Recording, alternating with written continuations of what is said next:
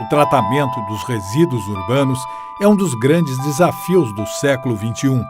Estima-se que, em média, cada pessoa no planeta produza 1,3 kg de resíduos diariamente. Só no Brasil, são 76 milhões de toneladas por ano.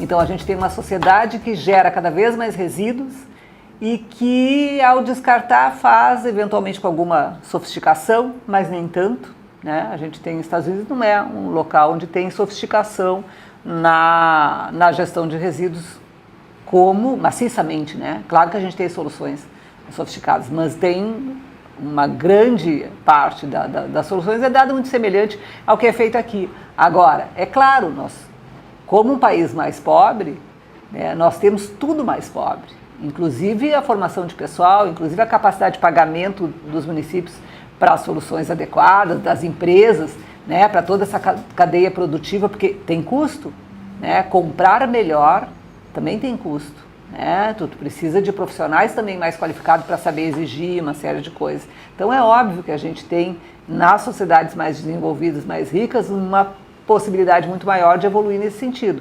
Mas o que a gente identifica que tem a ver com estilo de vida, né? E que aí a gente vê que esses países mais ricos têm uma geração de resíduos per capita muito superior à brasileira, que não é das menores do mundo, né? Países mais pobres que nós vão ter uma geração menor. A gente tem uma diferença no perfil dos resíduos, né? Também que é gerado. A gente tem muito desperdício aqui no Brasil de matéria orgânica, né? De alimento, né? Então, a forma de consumo das sociedades, ela é um determinante na minha visão, desse desenvolvimento em relação à questão de resíduos. Tem sociedades que têm uma responsabilidade maior com o outro. Até uma das coisas que a gente identifica sempre, né, que a Europa, por ter passado por guerras e coisas, tem um cuidado maior, porque eles têm noção do que é não ter, né? Então acabam tendo um comportamento mais responsável, inclusive em moda, por exemplo, né? Tu tem uma moda que é mais clássica, digamos assim. Então as pessoas não se preocupam tanto em comprar roupas e coisas, como em outros locais em que cada ano troca tudo. Quer dizer, tudo isso é induzido e tem diferenças das sociedades, independente dela ser rica ou pobre. Os problemas gerados pelos resíduos são imensos, começando pelo impacto ambiental. O processo de decomposição libera gases que promovem o efeito estufa e a poluição das águas subterrâneas e superficiais. O problema é também socioeconômico. Grandes quantias de dinheiro são destinadas à coleta e tratamento dos resíduos urbanos.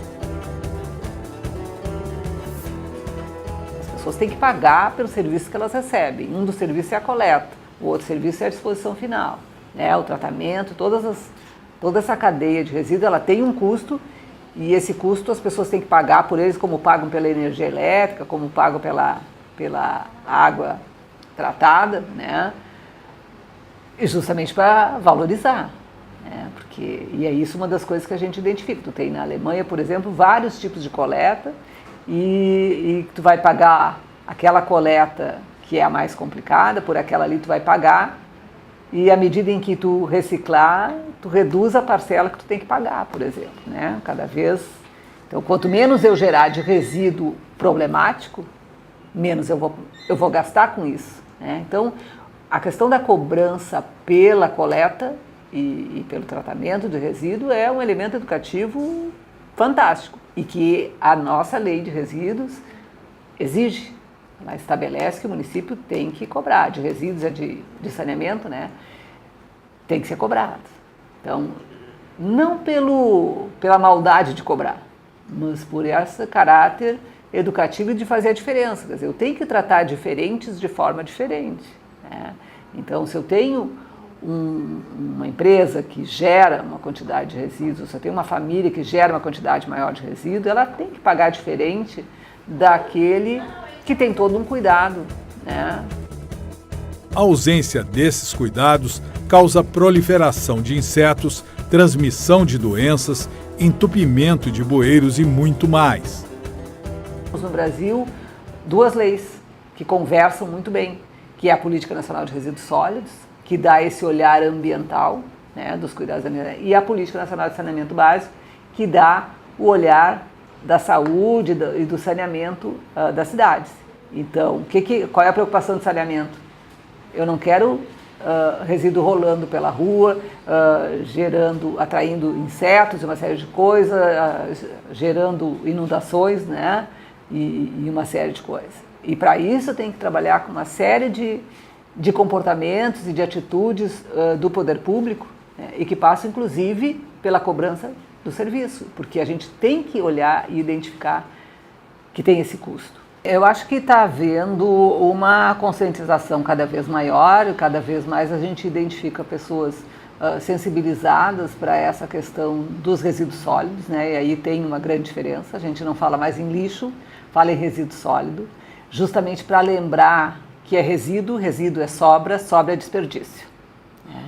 Então esse é um esforço que a associação tem feito no sentido de conscientizar, de mostrar que a gente não pode considerar o resíduo como algo que não tem remédio, ele sempre vai acontecer, não. Dependendo do que a gente compra, dependendo do jeito que a gente consome, do jeito que a gente processa os resíduos, aquilo vai se tornar um rejeito, um resíduo, né? Ou não, ele vai ser aproveitável.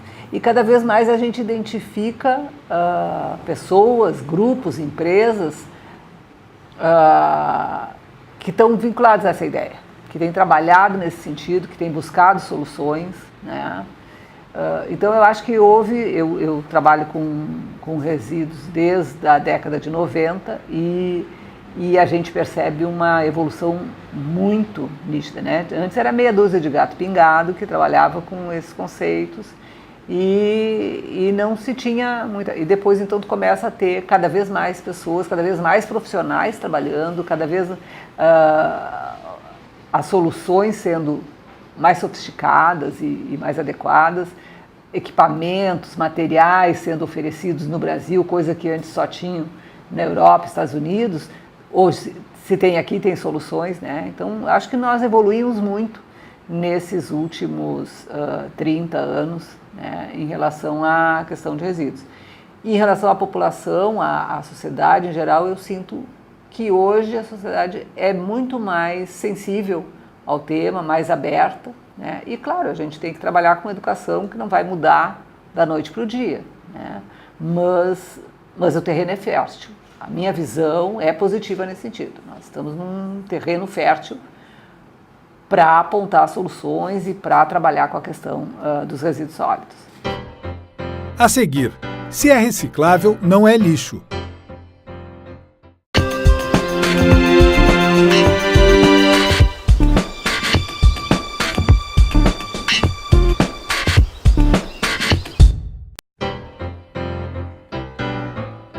Porto Alegre foi uma das primeiras cidades da América Latina a incluir a reciclagem na destinação de seus resíduos domésticos. Hoje, conta com um conjunto de processos para atender a produção diária de 1.600 toneladas de lixo. A reciclagem responde por uma parte importante deste volume. Neste loteamento popular, funciona uma das primeiras cooperativas de trabalhadores de materiais recicláveis da cidade. A tendência é que a gente produza cada vez mais resíduos, porque a vida nossa tem sido cada vez mais rápida e cada vez a gente tem menos tempo para determinadas questões. Uma delas é essa questão do meio ambiente e da vida, da nossa relação entre as pessoas. E a gente tem feito um papel importante, que é de fazer a destinação correta dos resíduos, que são a parte que mais hoje agride a natureza e o meio ambiente. Apesar da rotina dura, aqui trabalham muitas mulheres. A maioria é a responsável pelo sustento da família. Olha, eu trabalho com materiais recicláveis, com lixo, desde os meus 9 anos. Trabalho com materiais recicláveis. Eu era catadora de rua. Na época que eu tinha 9 anos, catava com a minha mãe, com a minha tia, com meus irmãos. Eles eram pequenos. Aí eu ajudava a minha mãe. Aí, quando eu tive meu primeiro bebê, eu vim trabalhar aqui. Aí faz 8 anos. Cristina trabalha em média 8 horas na reciclagem e recebe R$ 800 por mês. Consigo, assim, alguma coisa que dá para me manter eu e meus filhos, né? Mas não muito. Não tem como tu te manter muito com materiais, com os materiais escolares deles, mais com a comida. Então eu trabalho sozinha aqui. É só eu trabalho para sustentar eles, então não dá muito. Parece que esquecem até das pessoas que precisam do material para sobreviver, né? Porque eu não sei se vocês notaram, a maioria é mulheres, todas elas com filhos, sozinhas. E aí, inclusive eu tenho 5 filhos, eles dependem de mim e eu dependo do material, só que tá difícil. Ela alerta para a maneira errada com que muitas pessoas descartam o seu lixo. Garrafa quebrada, espalhada dentro do saco, a gente se corta, a gente se suja. Isso aqui como é que eu vou dizer, uma falta de educação com a gente que trabalhamos com lixo, com materiais recicláveis. Eles não colaboram conosco.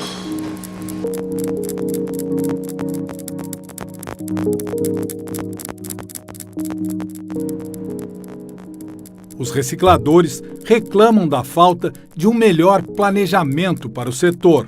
Um exemplo está criando poeira no galpão da cooperativa. Faz 1 ano já que a gente tem o caminhão está parado, a gente não tem contrato com ninguém e até então a gente não pode fazer a coleta na rua com o caminhão. Executamos um projeto há 2 anos atrás com a Fundação Luterana Diaconia e adquirimos 2 carrinhos motorizados, que são aqueles 2 carrinhos que estão lá, já estão sucateados, né? Já faz 2 anos que a gente tem ele. E esse ano passado, 2016, a gente adquiriu esse caminhão, o projeto Mulher Catadora e Mulher que Luta, mesma entidade com a Fundação Luterana. Esse caminhão a gente adquiriu ele para fazer o projeto piloto, que consta no Plano Municipal de Gerenciamento de Resíduos Sólidos de Porto Alegre, um projeto piloto de coleta seletiva solidária feita por uma cooperativa de catadores. E iniciamos as tratativas para iniciar o projeto piloto até o meio do ano passado. Do meio do ano passado em diante, eles cortaram as negociações, as conversas conosco, e a gente acabou com o caminhão aqui parado já faz 1 ano, com os carrinhos também que eram para esse mesmo projeto, parados e sem iniciar o projeto piloto, que consta já na lei, né, no plano municipal. O caminhão foi doado, mas a sua operação só seria economicamente viável se fosse incluído na frota que atende a prefeitura. Mover um caminhãozinho desses aqui, o tanque desse caminhão cheio, ele custa na média de uns R$400. E aí R$400 de resíduo, por mais que a gente faça uma coleta num grande gerador, a gente dificilmente vai conseguir trazer material que pague pelo menos o combustível desse caminhão. Aí a gente tem o combustível, a depreciação do caminhão, o motorista, mais os 2 coletores, os 2 ajudantes que vão carregar o caminhão. Isso aí vai gerar em torno aí de uns R$1.200 para movimentar esse caminhão, por movimentação dele. Aí para nós fica muito caro, nós vamos ter que estar pagando para movimentar um caminhão e prestar um serviço para a cidade. É isso. Precisaria um contrato com iniciativa privada. Com iniciativa privada, com a prefeitura, com grandes condomínios aí que pudessem, se tivessem interesse em fazer a coleta seletiva com os catadores, seria muito interessante para nós e muito proveitoso para nós e para o próprio condomínio, porque estaria destinando corretamente o seu resíduo.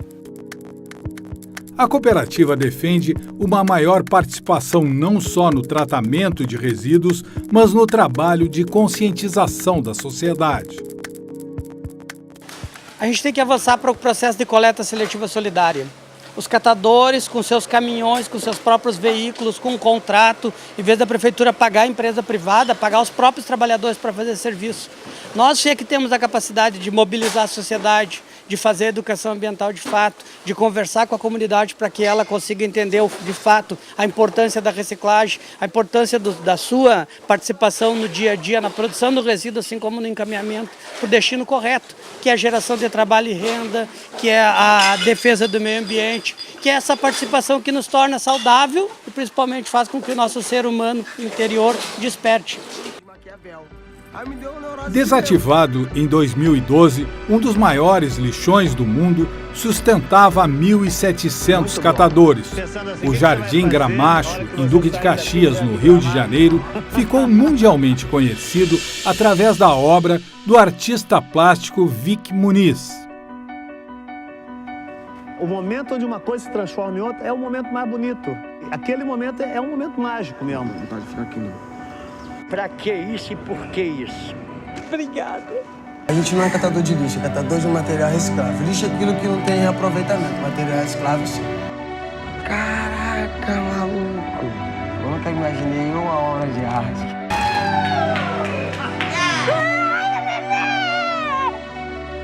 A seguir, a energia que vem do lixo.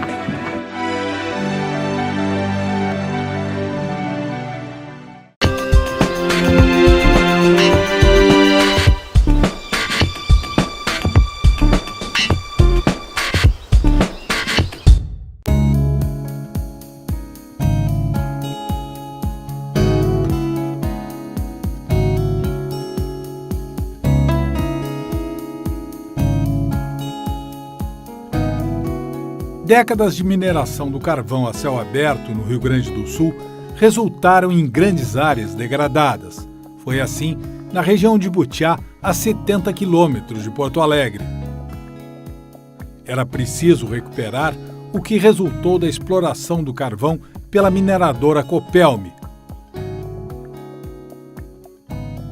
A solução surgiu da parceria entre a mineradora e outra empresa especializada na destinação de resíduos. A área vem sendo recuperada. A cava do carvão foi transformada em aterro sanitário, atendendo Porto Alegre e diversos municípios da região. Estava resolvido um problema que incomodava uma grande parte de municípios gaúchos: o que fazer com o lixo doméstico. O gás resultante da decomposição da matéria orgânica passou a gerar energia elétrica capaz de atender uma cidade de 50 mil habitantes. Quem diria que aqui existia um buraco gigantesco, resultado de anos de escavação e retirada de carvão? Toda extração, toda mineração de qualquer tipo de produto, ele claro que ele gera algum impacto, né? A extração de carvão em si, na região onde nós estamos trabalhando, é uma extração, uma exploração, onde você forma uma cava e essa cava, após o período dela de exploração, ela precisa ser recuperada, né? Você precisa recompor a paisagem, trazendo o solo de fora, colocando o solo de volta para o buraco em si, recompondo toda a topografia original do terreno, né?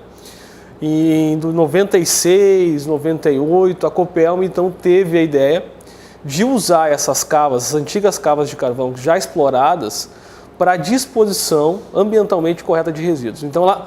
O que era, naquele momento, o que é essa área aqui? Era uma área que já havia sido... Aqui era uma área que já tinha sido explorada, né? Então ela já estava necessitando de um processo de recuperação de área degradada, que poderia ser realizada ou com solo, ou com uma outra alternativa tecnologicamente e ambientalmente segura. Um aterro sanitário é muito diferente do que existia anteriormente. Os depósitos a céu aberto, chamados lixões, muito comuns até os anos 90. A grande diferença: lixão é uma disposição de resíduos totalmente descontrolada. Já o aterro sanitário, ele prevê, né, primeiramente, uma impermeabilização de toda a base do teu aterro. Essa impermeabilização, primeiramente, ela é feita com argila compactada, né? Nós temos diversos projetos, estou citando um projeto da CRBR. Argila compactada, você faz toda a análise dessa compactação, vem o responsável externo, analisa se a compactação está bem feita, emite uma ART de responsável pelo estudo. Depois disso vem toda uma instalação de geomembrana, que é uma membrana de 2 milímetros que protege também para que todo o líquido não infiltre no lençol freático. Após isso vem uma proteção mecânica dessa geomembrana, para depois sim começar as camadas de drenagem. Nós temos drenagens subterrâneas, no aterro, na base do aterro, que conduz o efluente o chorume para a estação de tratamento de efluentes, e nós temos as emissões gasosas, né? O gás do aterro, então ele é drenado para a superfície do aterro, é captado e aí levado até tratamento dele através de queima em motores geradores. O engenheiro responsável pela operação na área do aterro explica como funcionam as coberturas nos setores onde a movimentação de material já foi concluída. Aqui, depois do caminhão efetuar sua pesagem de entrada no aterro e deselonar, ele vai seguir o seu caminho de disposição do resíduo até aquele nível lá em cima, onde a gente consegue observar que está a nossa frente de serviço hoje. Aqui que vocês conseguem observar todos esses níveis que hoje já estão cobertos com grama, que vai ser coberto com grama e com solo vegetal, já é toda uma camada que recebeu o resíduo. Então a gente trabalha com camadas de 5 metros de altura de resíduo compactado, depois passa um material solo inerte e vegetal para fazer a cobertura e o fechamento do aterro. Em meio ao material depositado é instalado um dreno, protegido por essa espécie de filtro de pedras que vai dar vazão ao gás. Depois de feita a cobertura, fica na superfície apenas o final do dreno, que será ligado a uma mangueira. Através desse sistema, o gás seguirá para a usina. Inicialmente, a usina funcionava com esta primeira planta, que fazia a transformação do gás, gerando créditos de carbono, como explica o gerente da unidade. Quando o gás ele entra nessa câmara de combustão, que é o queimador, ele transforma o CH4, que é o metano, em CO2, que é um gás também poluente, mas ele é 25 vezes menos poluente que o metano. Cada tonelada de metano evitado para a atmosfera é um crédito de carbono contabilizado no projeto registrado na ONU. Foi em 2015 que a nova unidade da biotérmica começou a operar. Consiste na instalação de uma usina termoelétrica movido a gás, ou seja, o combustível é o próprio biogás do aterro. Nós temos aqui 6 motogeradores de 1,4 mega cada, então a gente tem 8,55 megawatts por hora de capacidade. Essa energia daria para abastecer em torno de 50 mil habitantes de uma cidade. Após a geração de energia nesses motogeradores, essa energia é injetada na rede de distribuição da concessionária e vendida no mercado livre de energia. Praticamente todos os municípios brasileiros faziam a disposição de seu resíduo em lixão. Nós já operamos 16 anos esse aterro sanitário. Nós ainda temos uma vida útil estimada de mais 20 anos. Né? Então, pós o ciclo de vida útil do empreendimento, que está previsto para 2047, inicia-se o ciclo de monitoramento desse empreendimento. Então, mais 20 anos depois do encerramento desse empreendimento, a empresa é responsável pelo acompanhamento, pelo monitoramento, para verificar se ainda está tendo emissão de biogás, se ainda está tendo alguma emissão de efluentes. Então, todo esse controle a empresa é responsável. Passando esse tempo, o aterro então fica disponível para a construção de áreas verdes, parques, praças, e essas praças viram depois espaços públicos, onde a empresa disponibiliza aos munícipes uma área de lazer totalmente aí controlada, né, uma área de uso comum.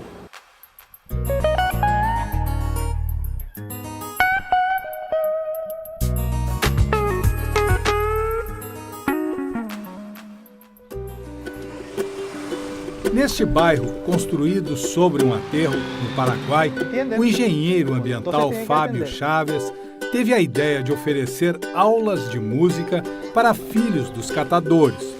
O projeto começou em 2006.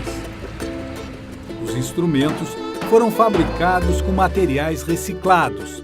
Surgiu assim a Orquestra do Lixo. Meu nome é Víctor, toco o cello. Mi nombre es Ada Maribel Ríos Bogado y toco el violín.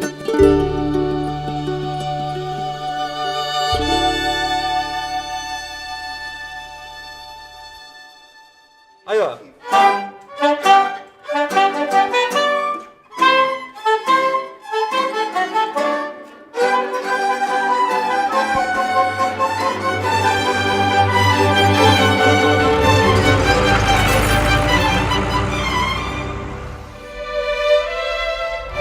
Música